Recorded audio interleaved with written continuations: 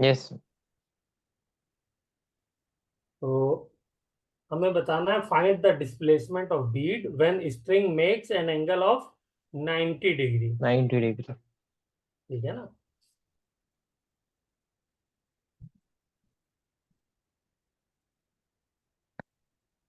तो 90 degree angle जब बनाएगी तो इसकी क्या पोजीशन हो जाएगी?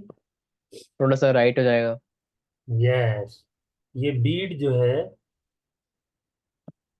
कहीं यहाँ पर आ जाएगा, यस सर। और ये स्ट्रिंग ऐसे स्ट्रेट हो जाएगी। ये एंगल 90 डिग्री है।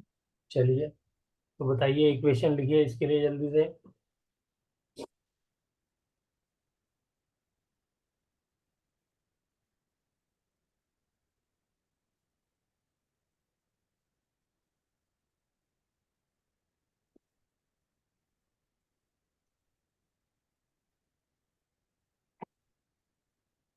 ये पार्ट वन है। तो मुश्किल क्वेश्चन दिया थोड़ा सा आपने। Part one. क्या कह रहे हैं बेटा? थोड़ा सा मुश्किल क्वेश्चन दे दिया सर। नहीं बेटा, ये मान लीजिए एक्स चल रहा है, तो ये कितना चला? Two sir minus x. 2 minus. वैसे क्वेश्चन ये इरिडॉव का है, अच्छा। समझे? तभी। हाँ, लेकिन मुश्किल नहीं है। ये एक्स चला तो ये 2x चला, तो बस अब क्या करना है, सेंटर ऑफ मास कोई एक्सटर्नल फोर्स एक लग नहीं रहा है एक्स डायरेक्शन में। तो जब एक्स डायरेक्शन में मैं कोई कर लेता हूँ एक्सटर्नल शुरू। फोर्स नहीं लग रहा है। हाँ बेटा, सॉरी, मैंने तो लगा लिया था रिकॉर्डिंग पे। तो तो एक्स ओके। डायरेक्शन में कोई एक्सटर्नल फोर्स नहीं लग रहा है, तो एक्स डायरेक्शन में क्या हो जाएगा, मोमेंटम कंजर्वेशन हो, मोमेंटम लगा कंजर्व। देंगे में। एक्सट्रैक्ट फोर्स एक्स में 0 है, तो सेंटर ऑफ मास की पोजीशन वही रहेगी। ठीक है ना। तो मैं यस। इक्वेशन लगा सकता हूं फिर से, क्या? बोलिए। 1 into x is equal to 2 into 2 minus x. बस एक लाइन का यस। क्वेश्चन। आ गया आंसर? तो बताइए एक्स की वैल्यू एक सर। कितनी? 3x ये तो आसान हो गया सर टू अब। 4। तो x is equal to 4/3। Okay sir. Physics में कोई मतलब कॉन्सेप्ट मुश्किल थोड़ी होते हैं, बस इमेजिन जिसने अच्छे से करना शुरू कर दिया है उसको फिजिक्स आ गई। ठीक है सर। अब देखिए, मैं इसको थोड़ा सा कैलकुलेशन वाइज इसी क्वेश्चन को थोड़ा टफ कर देता हूँ। Same question.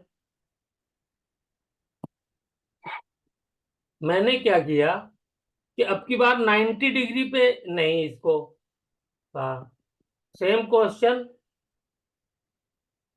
वही डिस्प्लेसमेंट, आपको एक्स निकालना है। Find x when angle is 37 degree. चलिए, सेम चीज, सब कुछ सेम, सिर्फ एंगल सिर्फ बदला है मैंने। अब इसमें आपको इक्वेशन लिखनी है। Okay sir.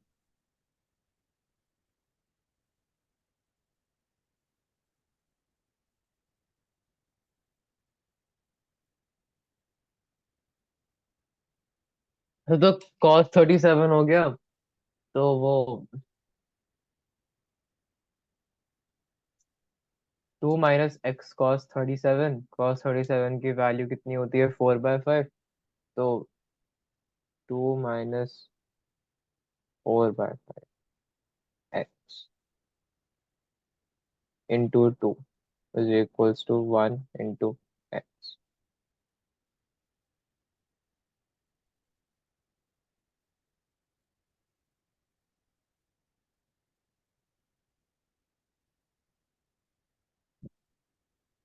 सर 20/13। खाली मुझे आप इतना बता दिए, 2 kg वाले का डिस्प्लेसमेंट कितना होगा? वन सर केजी 2 तो वही माइनस आएगा 1 इंटू एक्स। 2 kg वाले का डिस्प्लेसमेंट बता दिए सर बस। मैंने एक्स सर मैंने 2 - x cos थीटा ले लिया था सर। 2 - x, cos theta. इसी में cos थीटा, मतलब चलो x सर जी हो cos गया। Theta, cos 37। हाँ। नहीं, गड़बड़।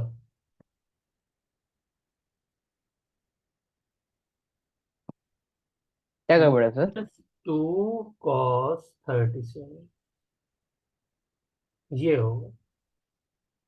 चलिए अब फिर से चेक करिए, क्या यही होगा नहीं होगा। डायग्राम बनाइए एक कॉपी पे, तब समझ में आएगी बात। बनाया सर। ओ हाँ, 2 cos 30। अरे मैं तो भूल ही गया कि वो पूरा है। Okay, yes yes. My bad, yes. समझ गया सर। तो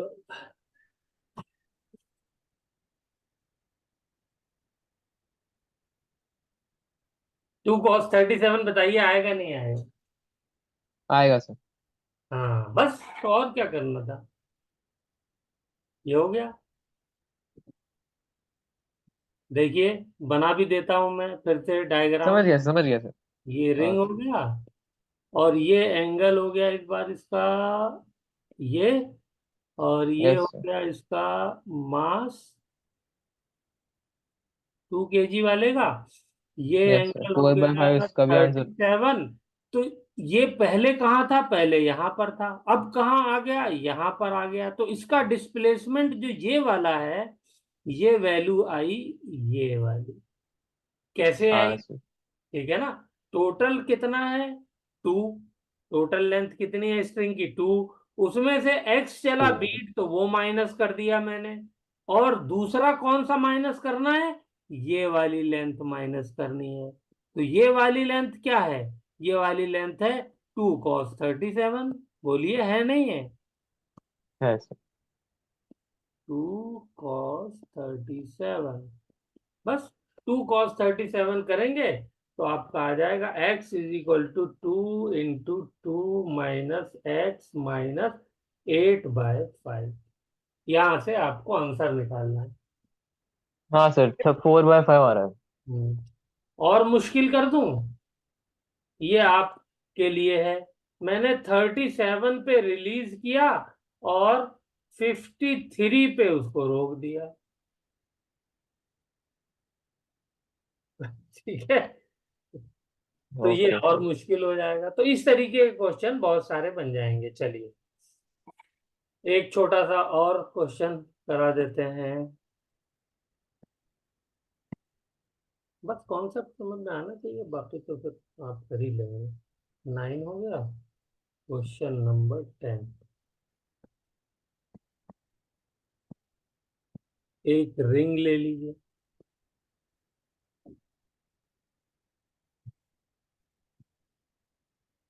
ठीक है, ये रिंग हो। Yes sir. इसके अंदर एक स्मॉल रिंग ले लीजिए।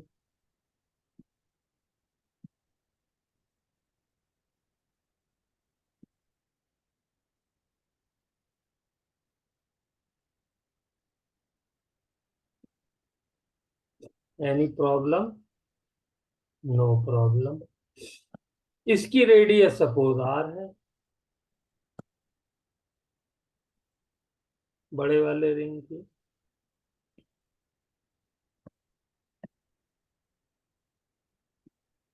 ठीक है, बड़े वाले रिंग का मास है कैपिटल एम, छोटे वाले का मास है स्मॉल एम।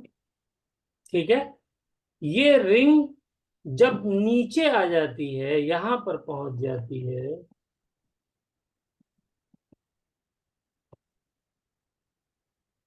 मैंने इसको छोड़ दिया, यहां से रिलीज किया, तो ये रिंग यहां पे चल के आ गई। ओके,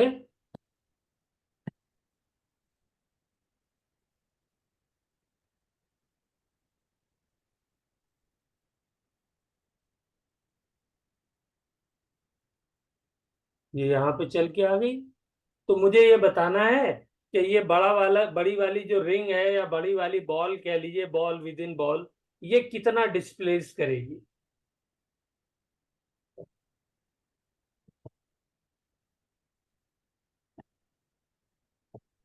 ओके, तुम बताना क्या है? कितना डिस्प्लेस करेगी। फाइंड द डिस्प्लेसमेंट ऑफ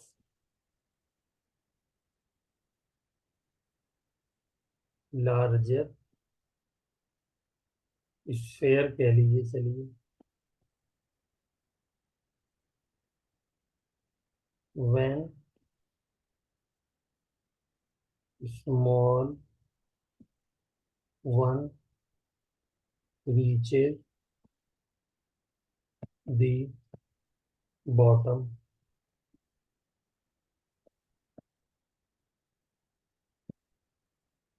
पहली बात तो ये बताइए किधर को मूव करेगा ये बड़ा वाला। राइट। राइट में मूव करेगा, वेरी गुड। तो अब इक्वेशन ही तो लिखनी है, सेंटर ऑफ मास क्या चेंज करेगा अपनी पोजीशन? नहीं, नहीं करेगा। वाई में करेगा, एक्स में नहीं करेगा। एक्स में नहीं करेगा, यस सर। हाँ, तो हमें एक्स में ही तो डिस्टेंस चाहिए, तो एक्स में हम लगा सकते हैं formula. Centre of mass move नहीं करेगा, तो सेंटर ऑफ मास की पोजीशन सेम रहेगी, तो मोमेंट ऑफ मास भी चेंज नहीं होगा। तो क्या हो जाएगा, बोलिए। मान लेते हैं कैपिटल एम ने एक्स मूव किया, तो स्मॉल एम कितना मूव करेगा? ये पूरा आर है, तो R R minus. Minus x. Yes. बस, एक लाइन में आंसर। क्वेश्चन एक लाइन में आंसर है, लेकिन दिमाग में कॉन्सेप्ट क्लियर होगा तब एक लाइन में हो पाएगा। यस। हाँ, अदरवाइज जो है वो डिफिकल्ट रहेगा। चलें आगे।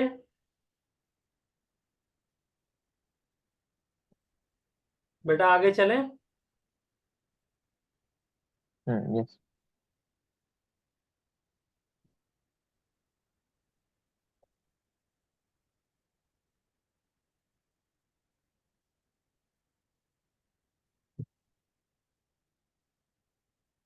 एक मिनट।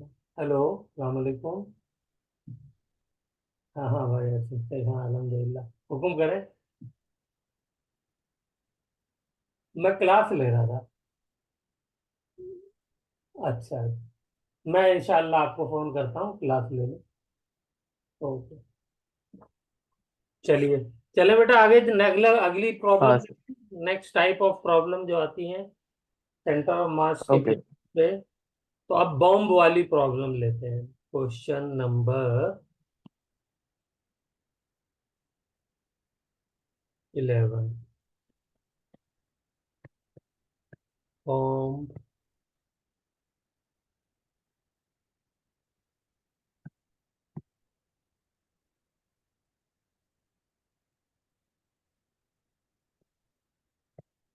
Explosion problem.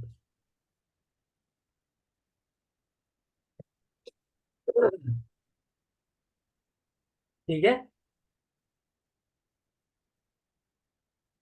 तो एक बॉम्ब है, मान लीजिए। हम्म और ये एक्सप्लोड कर गया। आसान वाला लेते हैं पहले, 2 kg का, और इक्वल पार्ट में एक्सप्लोड किया। एक 1 kg का पार्ट इधर गया, एक 2 kg का पार्ट इधर गया। ठीक है, ओके। एक की वेलोसिटी दी हुई है हमको, आसान है सर ये तो। तो दूसरे की वेलोसिटी निकालनी है। क्यों मोमेंटम कंजर्व आसान बता देंगे सर। बताइए, क्यों सर आसान? कितनी वेलोसिटी है सर? मान लीजिए v है।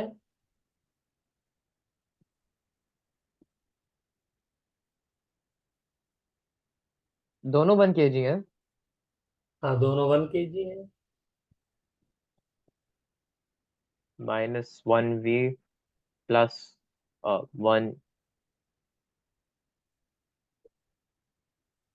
1v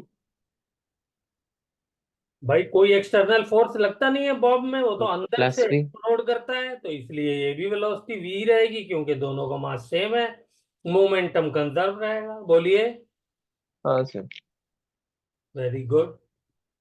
चलिए, अब इसी प्रॉब्लम को मैं थोड़ा सा चेंज कर देता हूँ। फिर से मास लिया। अब की बार मैंने 3 kg ले लिया, और मैंने इसको 3 पार्ट में डिवाइड कर दिया, 3 इक्वल पार्ट्स में। बताइए। इसकी वेलोसिटी मैंने ले ली नीचे की तरफ 10 मीटर पर सेकेंड। इधर वेलोसिटी ले ली 1 kg की वी, और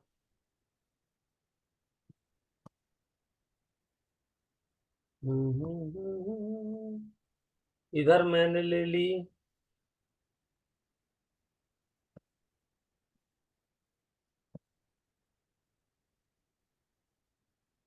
5 मीटर पर सेकेंड।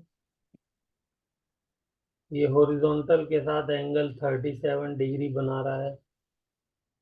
तो अब इसमें मुझे ये बताना है वेलोसिटी ऑफ थर्ड पार्ट, और तीनों इक्वल हैं, फिर से इक्वल मास। आसान है सर। ये भी 1 है केजी, ये भी 1 kg। ये cos 37 4/5 भी होता है सर। क्या बेटा? cos 37 4/5 भी होता है ना। यस। एक मिनट। क्या करेंगे इसमें, खाली आप मुझे आंसर बता एक दी। मिनट, बस एक मिनट। ना को आंसर आ रहा डायरेक्टली से, ठीक है। मुझे कॉन्सेप्ट बता दिए आपने, क्या लगाया, आंसर तो तो मैंने मोमेंटम क्लियर। कंजर्व करा देंगे इसमें। हाँ, कैसे कराएंगे, क्यों कराएंगे, किधर सर कराएंगे? एक्स में करा दो। हम्म। X direction. तो 5 cos 37 को हम v से एक्स में माइनस कर कराएंगे तो देंगे, क्या इज वैल्यू इक्वल टू आ जीरो हो जाएगी वी? जाएगा। क्या सर? एक्स में कराने से वी की वैल्यू आ जाएगी। हाँ सर, वाई मतलब जो थर्ड वाला मास मतलब जो 10 मीटर डाउनवर्ड है उसमें तो कोई वो है नहीं सर एक्स में। तो आ जानी चाहिए सर। चलिए, करिए करिए। तो मेरा आंसर आ रहा है sir 4 - 3 sir, v is equals to 4। अच्छा, आपने वाई में क्यों नहीं कराया? क्योंकि सर y में v है ही नहीं। क्यों नहीं? वाई में वी है, ये रहा, इधर भी नीचे वी है, और इसका भी जो है कंपोनेंट बनेगा मतलब 5 जो का। हमें निकालना है, जिसका हमें और निकालना है उसमें v नहीं है ना सर। अरे मैंने वी लिखा है, अब इसका वेलोसिटी का क्या क्या कंपोनेंट होगा, क्या नहीं होगा, ये तो आप कैलकुलेशन खाली एरो बनाने से थोड़ी काम चलेगा बेटा। नहीं सर, मतलब जो हमें निकालना है 1 kg का, हाँ जो हाँ। v निकालना है तो x डायरेक्शन में, तो उसको तो y में कुछ है ही नहीं सर, तो हम क्यों वाई यूज में क्यों करेंगे। नहीं निकालना, वी निकालना है, एक्स डायरेक्शन का मतलब थोड़ी है। वी निकालना है तो वी एक्स अच्छा में, वो एरो ऐसे है। वाई में कितना होगा, आपको दोनों बताना होगा। अरे सर वो तो सर एरो को मेरे को लगा कि वो x में ही है तो। कि मैं समझ गया था कि आपको ये कंफ्यूजन है, इसीलिए मैं बता रहा हूँ। तो क्या हो जाएगा बताइए जल्दी से। तो इसके हाँ दो सर। कंपोनेंट हो जाएंगे। तो one yes. Into V x हमें थीटा नहीं दिया होगा क्या? इज इक्वल टू, कौन सा थीटा? जो v का है। नहीं, वी का तो हमें थीटा बताना होगा ना बेटा। सब कुछ हमें बताना है वी के बारे में, थर्ड पार्ट के बारे में। 2 पार्ट ओके। हमको दिया हुआ है सब कुछ। ठीक है। तो 1 इंटू 0 प्लस 1 इंटू 5 cos 4 × 4/5। 4/5। ये आंसर पहले का आया, तो वी एक्स डायरेक्शन में आ जाएगा 4 प्लस 4, हाँ ये तो 0 हो गया, तो 4 मीटर पर सेकेंड। बोलिए, एम आई राइट? यस। अब हमको वाई के लिए निकालना होगा। वाई के लिए बताइए। 1 into V Y is equal to बोलिए। 1 × VY सर -1 - 10 हो गया। Equal to, is equal to, equal करके बोलिए क्या लिखूं? -10। इंटू -10, नीचे की तरफ है तो उसको आपने नेगेटिव ले लिया है, ठीक है, वेरी गुड। प्लस 5 3 इन, पहले तो 3 3 3। 1 मिनट पहले 1 लिख दो।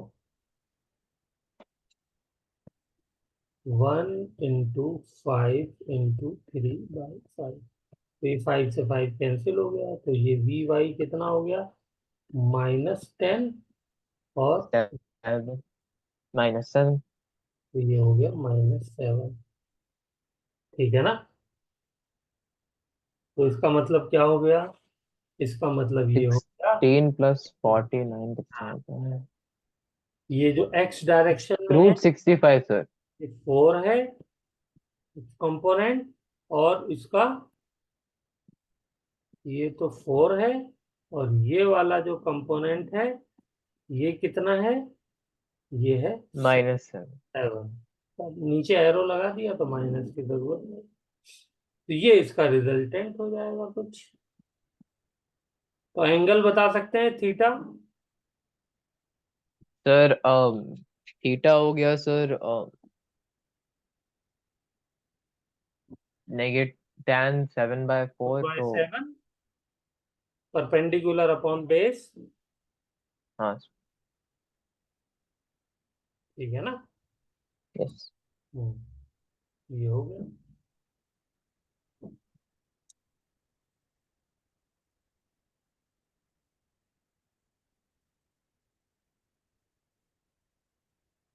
ये भी साथ में लिख दिए, तो इस तरीके से आप यहाँ पे मोमेंटम कंजर्व करा सकते हैं और आंसर निकाल सकते हैं।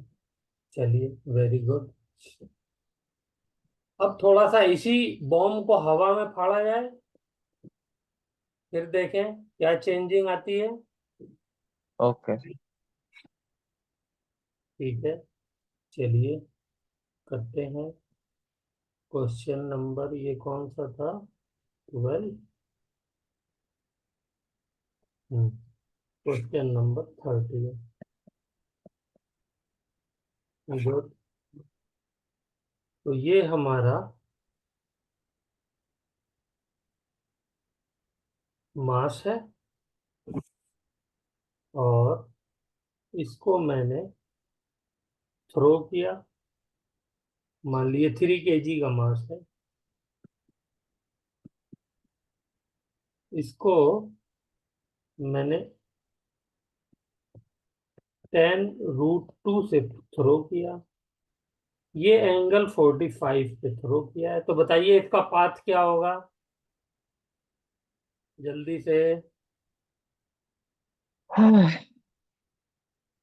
मतलब क्या पाथ होगा मतलब सर? मतलब पाथ क्या होगा? प्रोजेक्टाइल, बस। प्रोजेक्ट है, ओके, अच्छा ऐसे पूछ। प्रोजेक्टाइल पाथ होगा सर। चलिए, यस सर। good, ये हो गया। अब क्या हुआ इस मास के साथ कि ये जब मैक्सिमम हाइट पर पहुंचा, तो वही ऊपर वाला पार्ट, ये 3 इक्वल पार्ट में ब्रेक हो गया। या अभी ऐसा करते हैं, 3 रहने देते हैं, 2 कर देते हैं, 3 में ज्यादा मुश्किल हो जाएगा, 3 आप अपनी प्रैक्टिस के लिए कर लीजिए, ठीक है? तो इसको 2 kg कर देते हैं,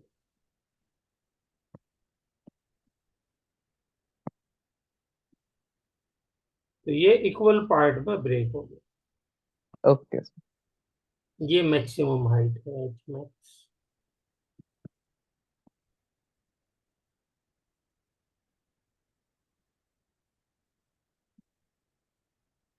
चलिए, तो यहाँ पे ये ब्लास्ट हुआ, ब्लास्ट, तो ये इधर गया और ये इधर गया।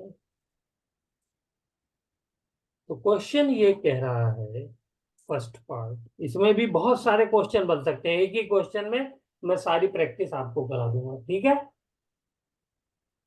अच्छा ये बताइए, ब्लास्ट होने के बाद जो सेंटर ऑफ मास है उसका क्या कोई पाथ में चेंज आएगा?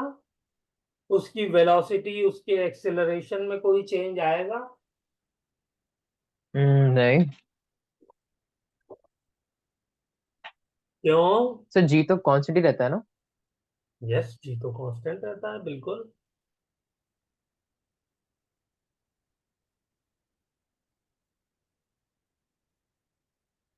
तो क्वेश्चन क्या है सर? क्वेश्चन ये है कि इस जो मास है 2 kg का, जो बम है 2 kg का, जो ऊपर जाकर के फट रहा है एट द मैक्सिमम हाइट, तो क्या इसके फटने के बाद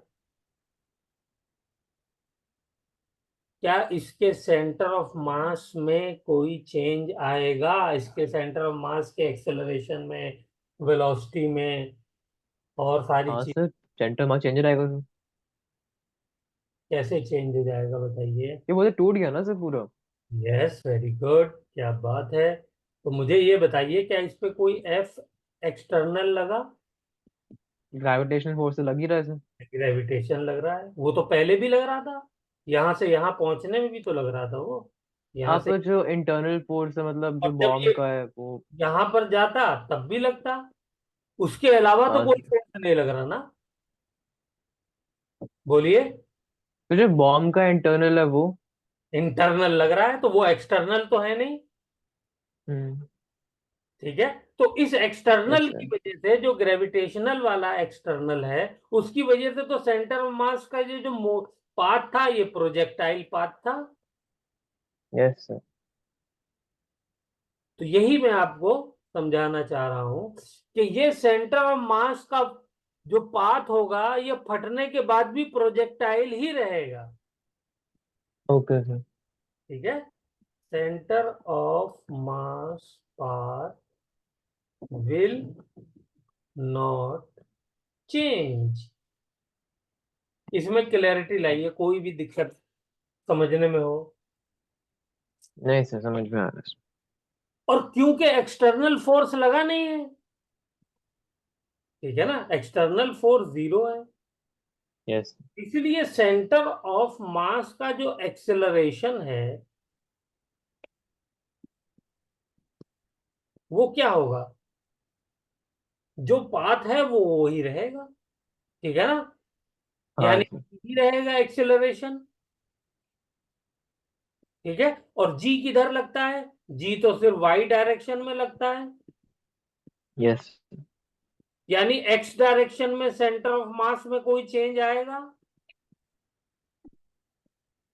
नहीं आएगा। नहीं। तो वेलोसिटी भी जो है वो क्या हो जाएगी सेंटर ऑफ मास की? चेंज। वो कौन? नहीं, वेलोसिटी जो है वो भी सेम रहेगी, उसमें भी कोई चेंज नहीं आएगा। हाँ। तो ये मेरी बात समझ में आ गई, तो अब हम क्वेश्चन की तरफ बढ़े। यस। ठीक है। लिख लिया, अच्छे से समझ लिया? हाँ। ठीक है, आगे चलिए। अब क्वेश्चन ये कह रहा है, इसका फर्स्ट पार्ट, इफ 1 kg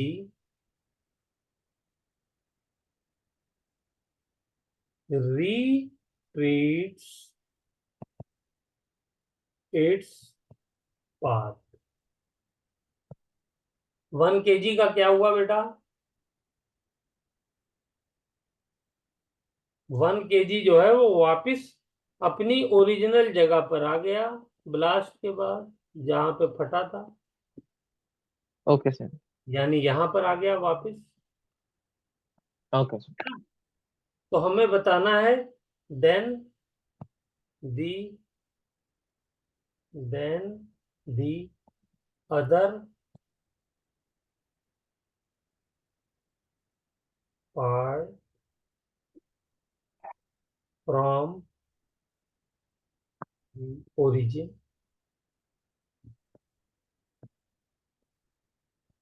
बताइए, ओरिजिन से दूसरा पार्ट कहाँ चला जाएगा?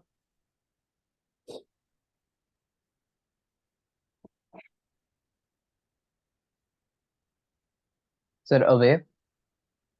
अबे तो जाएगा, कितना अबे जाएगा?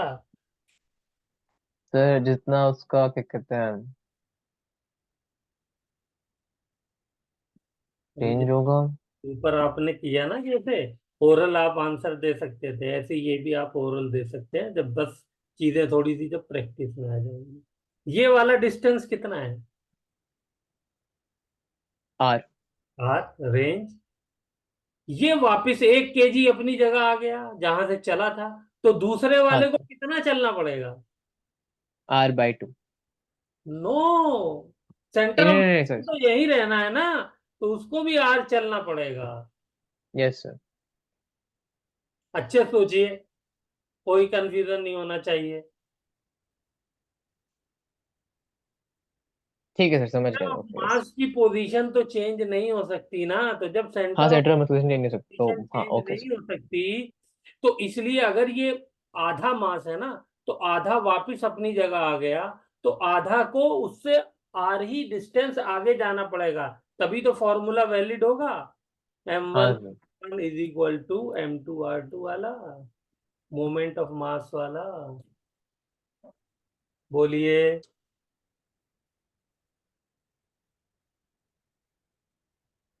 बोलिए बेटा। क्लियर? यस।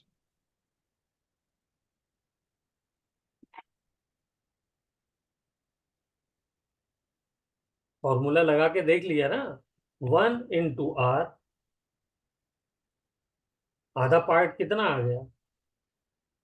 आर आया ना, वापिस जो आया, हाँ सेंटर सर। से आर चला, तो दूसरा भी 1 इंटू आर ही होगा। Yes sir. तभी तो इक्वल होंगे, वरना इक्वल ही नहीं हो पाएंगे। क्लियर? नहीं होंगे, यस। यस।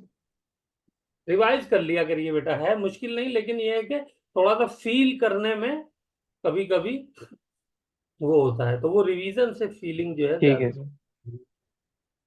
चलिए, अब इसी मास को मैं क्या करता हूं, वहीं पे गिरा देता हूं। Let the 1 KG drops at the same place. If 1 KG drops at H max, यानी ऊपर से ये डायरेक्ट नीचे गिर गया है यहाँ पे, 1 केजी, देन दी, ओके सर। बताइए क्या हो जाएगा?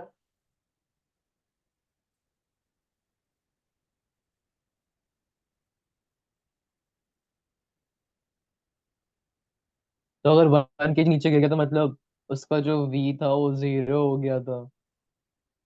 हाँ, मतलब वो रेस्ट पे आ गया तो इसलिए वहीं गिर गया, तो अगला पार्ट आगे जाएगा। वो कितना आगे जाएगा from the origin? R। m into r/2, minus में इधर आया ना, लेफ्ट में, सर। तो राइट में कितना आगे जाएगा ये? ओ। ओके ओके ओके, तो राइट में sir R by m into 3r। Plus 3R/2 की R+R/2 तो 3R/2।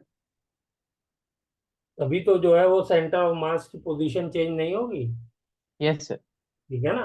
अब इसमें मैंने आसान डाटा के लिए अलग अलग जो है वो ले लिया है।